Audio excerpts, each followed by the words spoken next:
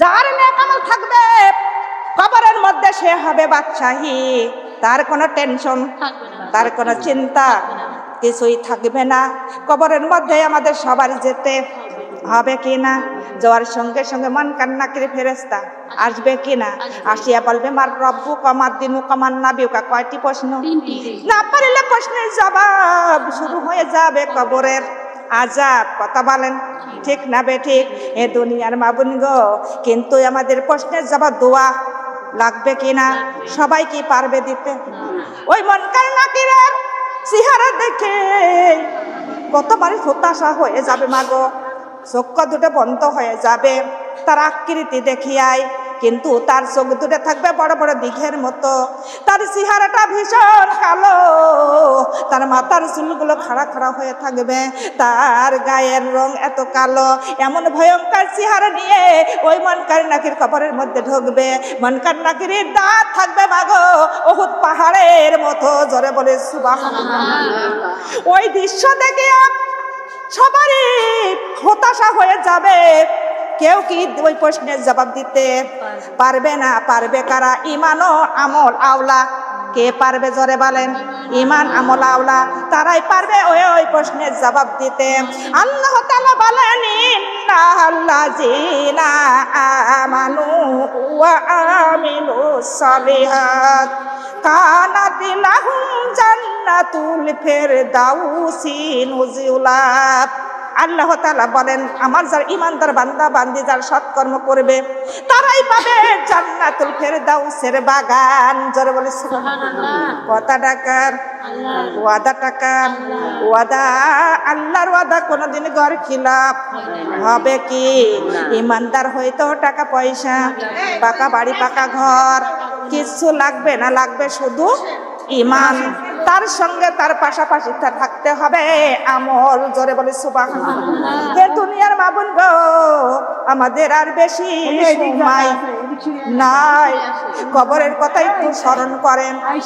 যখনই আপনি এই বাড়িতে এসেছিলেন কত সুন্দর করে আপনার সাজাইয়া এই বাড়িতে নিয়ে এসেছিল, আবার এই বাড়ি থেকে আপনার আবার অনেক লোকজন দিয়ে সাজাইয়া এই বাড়ি থেকে আবার বাহির করে দিবে কিনা? জোরে বলেন।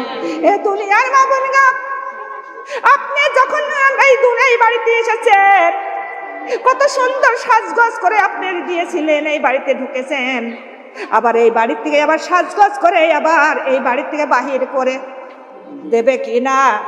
মাগো, যখন এই বাড়িতে আপনি এসেছিলেন কত লোকজন দেখতে এসেছিল কিনা? কত লোকজন এসেছিল দেখতে, আর এমন বাড়িতে যাবে ওই বাড়িতে কেউ দেখতে আসবে কি? কেউ কারোর আমরা পাবো? দুনিয়ার মাবুন কেউ কারোর সঙ্গে আর দেখা হবে হবে না। ওই বাড়ির কথাই আমাদের মনে করার দরকার আছে কিনা? কিন্তু ওই ঘরে মা যাবে না, বাবা যাবে না, ভাই বোন স্বামী সন্তান কেউ যাবে না, একা একাই থাকতে হবে ওই ঘরের মধ্যে, ওই বাড়ির মধ্যে। যখন আপনি লাশটা গোসল দিবে, গোসল দিয়া যখন আপনার গোসল দিবে কয়জন? না 5 জনা। তখন সেই মর্দা মনে মনে ভাবে আজকে মনে হয় এই 5 জনা আমার সঙ্গে যাবে। মাগো, কেউ তো সঙ্গে যাবে না। যখন মুর্দার কাপড় পরানো হয় ওই মুর্দাটা চিৎকার করে বলে হাই রে আমার সঙ্গে এই 2 জন মনে হয় আমার সঙ্গেই যাবে, কিন্তু কেউ তো সঙ্গে যাবে কি? সাদা কাপড়টা যখন পরানো হয় মুর্দাটা বলে তোমরা কেন সাদা কাপড় পরাইতেছ? আমার আলমারির মধ্যে কত সুন্দর কাপড়, সুন্দর শাড়ি আছে, কত গহনাই আছে গো, কেন সাদা কাপড় তোমরা পরাইয়া দিলে? সাদা শাড়ি কেন পরাইতেছ? কিন্তু রঙের শাড়ির কোনো কারবার আছে? সাদা কাপড়টা গায়ে জড়াইয়া দিবে। যখন জানাজার নামাজটা পড়ানো হয়, মুর্দাটা বলে, আরে এখন দেখি কত লোক, যেদিন বিবাহ করে এই বাড়িতে এসেছিলাম কত লোকজন, আজকেও তো কত লোকজন, কিন্তু সবাই মনে হয় আমার সঙ্গে যাবে, কেউ তো যাবে না মাগো। যখনই চারজন পালকিটা কান্দে করবে, ওই মুর্দাটা তখন মনে মনে ভাবে এই চারজন মনে হয় আমার সঙ্গে যাবে, কিন্তু ওর সঙ্গেই যাবে। যেদিন বিবাহ হয়ে এসেছিলাম চারজন আমার পালকি করে এই বাড়িতে নিয়ে এসেছিল, আজকে আবার কোথায় নিয়ে যাচ্ছে, কিন্তু চারজন যেখানে যায় সেখানে মনে হয় নিয়ে যাবে যাবে। কিন্তু যখনই কবরের কিনারে নিয়ে যাওয়া হয়, কবরের মধ্যে যখন নামানো হয়, কবরের মধ্যে তিনজন যখন নাবে, তখনই মনে মনে ভাবে তিনজন মনে হয় আমার সঙ্গেই থাকবে। একে একে দুইজন উঠে আসে। একজন যখন কবরের মধ্যে থাকে তখন বলে দুইজন উঠে গেল, এই একজন মনে হয় সঙ্গীর সঙ্গী হয়ে থাকবে। যখন এই একজন উঠে আসে, মুর্দাটা চিৎকার মারে, রব্বুল আলামিন, দুনিয়ার মধ্যে কার মহব্বতে আমি পড়েছিলাম, আমি দুনিয়াতে কি করেছিলাম, এখন তো দেখি আমার সঙ্গে একটা লোকও থাকলো না। এই ঘরের মধ্যে অন্ধকার, কোনো আলো বাতাস নাই। দুনিয়ার মাবুন, এই দুনিয়াতে যেতে লাগলে আলো বাতাস সঙ্গে করে নিয়ে যেতে হবে, নাই কবরের মধ্যে আলো বাতাস পাওয়া যাবে কি? দুনিয়া আল্লাহ তাআলা বলেন রব্বুল আলামিন বলেন, তোমরা যদি মহব্বতের সঙ্গে ঈমানের সঙ্গে যদি তোমরা সালাত আদায় করো, নেক আমল করো, আমি আল্লাহ তোমাদের 5টা পুরস্কার দিব। জোরে বলে সুবহানাল্লাহ। কয়টা পুরস্কার? 5টা পুরস্কার। আল্লাহ বলেন, বান্দারে তোমরা যদি আমার ঈমানদার বান্দা বান্দি হও, তোমরা যদি ভালো ভালো কাজ করে আসো, নেক আমল সঙ্গে করে নিয়ে আসো, তোমাদের মায়ের কোলে যেমন শিশু দুধ পান করতে করতে ঘুমিয়ে পড়ে, এমন মওতের সময় শিশুর মতো তোমরা ঘুমিয়ে ঘুমিয়ে পড়বে। জোরে বলে সুবহানাল্লাহ। দ্বিতীয় নাম্বার পুরস্কার, যখন তুমি কবরের মধ্যে যাইবা, কবরের মধ্যে যাইতে না যাইতে আমি তোমাদের কবরের আযাব বন্ধ করে দিব ওই কিয়ামত পর্যন্ত। যারা বলে সুবহানাল্লাহ। এমন পুরস্কার কারোর দেওয়ার ক্ষমতা, লাখ টাকা দিলে, কোটি কোটি টাকা দিলে কেউ এমন পুরস্কার কেউ দিতে পারবে? ক্ষমতাটা কার? জোরে জোরে বলেন, ক্ষমতাটা আমার আল্লাহ। আল্লাহ বলেন, ও আল্লাহু আলা কুল্লি শাইইন কাদির। রব্বুল আলামিন বলেন, রব্বুল আলামিন সারা জাহানের উপরে পূর্ণ ক্ষমতাবান এবং শক্তিমান। আল্লাহ চাইতে শক্তিশালী কেউ, ক্ষমতাবান কেউ আছে নাই দুনিয়ার মাবুনিগ? কিন্তু আল্লাহ তাআলা তৃতীয় নাম্বার পুরস্কার দিবেন। হাসরের মাঠে ডান হাতে আমলনামাটা পৌঁছায় দিবে। ডান হাতে যখন আমলনামাটা চলে আসবে আর কোনো টেনশন থাকবে? জোরে বলেন, থাকবে না। কত মানুষ অপেক্ষায় থাকবে আমলনামার জন্য, আর যাদের বাম হাতে আমলনামা আসবে তাদের দুঃখের সীমানাও আছে নাই। যখন বাম হাতে আমলনামাটা আসবে, যখন কেউ দোজখবাসী হয়ে যাবে, দোজখের জাহান্নামের ঘোষণা হয়ে যাবে, আমার আল্লাহ বলবে, হে ফেরেশতা, কত আদর করে যতন করে আমার বান্দা বান্দিকে আমি সৃষ্টি করেছিলাম, আর সেই বান্দা বান্দির এখন দোজখের ঘোষণা হয়ে গেল, জাহান্নামের ঘোষণা হয়ে গেল, কিন্তু বাম হাতে আমলনামাটা কিন্তু কিভাবে তারা দেখবে? কেমন কত সুন্দর করে নাক কান চোখ দিয়েছে কিনা? জোরে বলেন, কে দিয়েছে? আমার আল্লাহ তাআলা বলেন, কত সুন্দর করে সৃষ্টি করলাম। এই দুনিয়াকে সারা জীবন থাকার যায়, সবাই রেখে চলে আসবে, কেউ সঙ্গে যাবে কি? জোরে বলেন, সঙ্গে কেউ যাবে না, একা একা কবরের মধ্যে যেতে হবে। মাগো রব্বুল আলামিন বলেন, তখনই রব্বুল আলামিন বলবে, ডান বাম হাতে আমলনামাটা তারা আমার বান্দা বান্দি কেমন ভাবে কিন্তু তখনই আসো, তখনই বাম হাতটা পেটের মধ্যে দিয়ে, বাম হাতটা পেটের মধ্যে ঢুকাইয়া দেওয়া হবে। জাহান্নামীদের পিছন থেকে বাহির করা হবে, আর পিছনে তার আমলনামাটা দেওয়া হবে পিছনকার হাতে।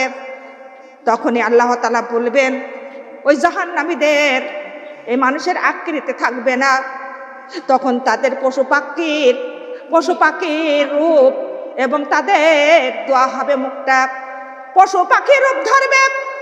রূপ ধরিয়া তখন তারা ওই বাম হাতের আমলনামাটা দেখবে। কিন্তু আল্লাহ তাআলা বলেন, আমি কত সুন্দর করে আমি মানুষকে সৃষ্টি করেছি, আর সেই চোখ দিয়ে আমি জাহান্নামের আমলনামা দেখাইতে পারবো না। জোরে বলে সুবহানাল্লাহ।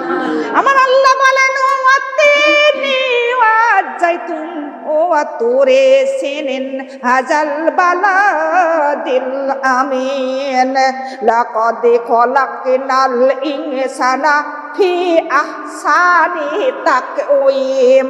রব্বুল আলামিন বলে আঞ্জির ফল, জয়তুন ফল, তুর পাহাড় এবং কাবা ঘর, 4টা কসম খেয়ে আমার আল্লাহ বলেছেন এত সুন্দর সুরত দিয়ে আমি কাউকে সৃষ্টি করি নাই, সৃষ্টি করেছি একমাত্র আমার ইনসানকে। জোরে বলে সুবহানাল্লাহ। রব্বুল আলামিন বলেন ইনসানকে সৃষ্টি করেছি এত সুন্দর সুরত দিয়া। ও আমার মা বোনরা, এত সুন্দর কপাল, এত সুন্দর নাক কোন জীবের মধ্যে আল্লাহ তাআলা দেশে সৃষ্টি করেছে। আমার আল্লাহ বলেন আমি আমার ইনসানকে কত সুন্দর কপাল, নাক এবং আমি দিয়ে সৃষ্টি করেছি। হে আমার বান্দারা, কপাল দিয়েছে কিসের জন্য তোমরা কি জানো? নাক দিয়েছে কিসের জন্য তোমরা কি জানো? নাক ও কপাল আল্লাহর জমিনে ঠেকায়া সিজদা করো। জোরে বলে সুবহানাল্লাহ। আমার আল্লাহ বলে শুধু তাই না রে বান্দা, তোমাদের জোড়া হাড়ি দিয়ে হাত সৃষ্টি করেছি। কেন করেছি? তোমাদের হাত দিয়ে সৃষ্টি করেছি তাহরমা আল্লাহু আকবার বলার জন্য। জোরে বলে সুবহানাল্লাহ। ও বান্দা, শুধু তাই নয়, তোমাদের আমি জোড়া হাড়ি দিয়ে কোমর সৃষ্টি করেছি, জোড়া হাড়ি দিয়ে হাঁটু সৃষ্টি করেছি। যদি সৃষ্টি না করতাম জোড়া হাড়ি দিয়ে, তোমরা কোনো কাজ কর্ম করতে, ওঠা বসা করতে পারতে না। ও বান্দা, কেন দিয়েছি? তোমরা মাজা কোমর হেলাই হালা, তোমরা কোমর এবং হাঁটু হেলাইয়া আমার কাছে রুকু করবে। জোরে বলে সুবহানাল্লাহ। যখন আমরা তার বান্দা যখন আল্লাহর কাছে রুকু করে, রুকু সিজদা করে, আল্লাহ তাআলার কাছে মাথা নত করে থাকা হয়। কার কাছে? জোরে বলেন আল্লাহর কাছে। আমরা যখন মাথা নত করব আল্লাহ খুশি হয়ে যাবে। আল্লাহ বলে ফেরেশতা, তুমি যে ইনসানকে সৃষ্টি করতে নিষেধ করেছিলে রে ফেরেশতা, এখন দেখো আমার সেই বান্দা বান্দি আমার কাছে মাথা নত করে দাঁড়াইয়া আছে। জোরে বলে সুবহানাল্লাহ। কার কাছে মাথা নত? আল্লাহর কাছে আমরা মাথা নত করব কিনা? জোরে বলেন। হে দুনিয়ার মাবুন্দা, বলতেছিলাম পুরস্কারের কথা। 5 নাম্বার পুরস্কার আমার রব্বুল আলামিন দিবেন হাসরের ময়দানে। ইমানদার বান্দা বান্দিকে আল্লাহ তাআলা কোনো হিসাব নিকাশ নিবেন না। বিনা হিসাবে বিনা নিকাশে হঠাৎ করে জান্নাতে যাওয়ার হুকুম হয়ে যাবে। জোরে বলে সুবহানাল্লাহ। কার হুকুমটা? জোরে বলেন আল্লাহর হুকুম। যখনই মুমিন বান্দা বান্দি, যখনই নেককার বান্দা বান্দি, ইমানদার বান্দা বান্দি যখনই কবরে ঢুকে যাবে, আল্লাহ তাআলা কবরের মাটিকে ডাক দিয়ে বলবেন, ও কবরের মাটি, আমার এই বান্দা বান্দি কবরের মধ্যে আজকে ঢুকেছে। ও কবরের মাটি, তুমি মার মতো হয়ে যাও। আর মার মতো হইয়া আমার কোলে যেমন শিশু ঘুমাইয়া যায়, এমন আমার বান্দা বান্দিকে